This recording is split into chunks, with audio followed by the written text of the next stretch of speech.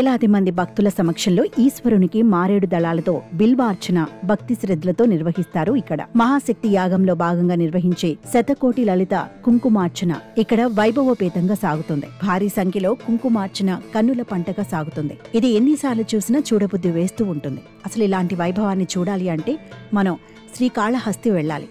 శ్రీకాళహస్తీశ్వర దేవస్థానం ఆంధ్రప్రదేశ్లోని తిరుపతి జిల్లా శ్రీకాళహస్తి పట్టణంలో ఉంది. ఇది దక్షిణ భారతదేశంలోని అత్యంత ప్రసిద్ధ శివాలయాలలో ఒకటి. తిరుపతికి 36 కిలోమీటర్ల దూరంలో ఉన్న శ్రీకాళహస్తి ఆలయం పంచభూత స్థలాలలో ఒకటైన వాయులింగానికి ప్రసిద్ధి చెందింది. ఇది గాలిని సూచిస్తుంది. ఈ ఆలయాన్ని రాహు కేతు క్షేత్రంగా దక్షిణ కైలాసంగా పరిగణిస్తారు. ఇక్కడ జరిగే పూజలను ఒక్కసారి చూసినా సకల దరిద్రాలు పోతాయి. ఇదొక గొప్ప అదృష్టమని చెప్పాలి.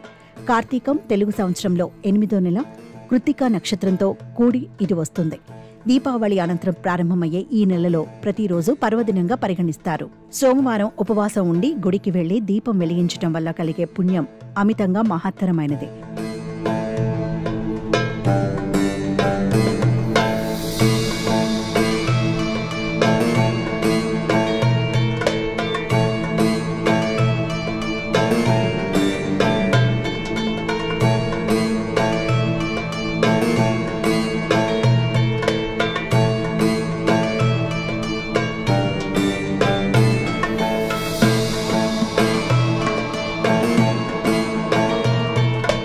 కార్తీక మాసంలో ప్రతిరోజు పర్వదినమైతే కొన్ని ముఖ్యమైన రోజులకు ప్రత్యేక ప్రాధాన్యం ఉంది.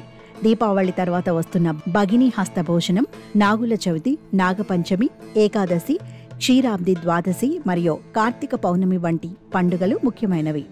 ఈ నెలలో శివ పూజలు, లక్ష బిల్వ దళాలు పూజలు, అమ్మవారికి లక్ష కుంకుమార్చన మరియు కేదారేశ్వర వ్రతం నిర్వహించటం విశేషం. కార్తీక పౌర్ణమి రోజున సత్యనారాయణ స్వామి వ్రతం కూడా ఉత్సాహంగా చేస్తారు.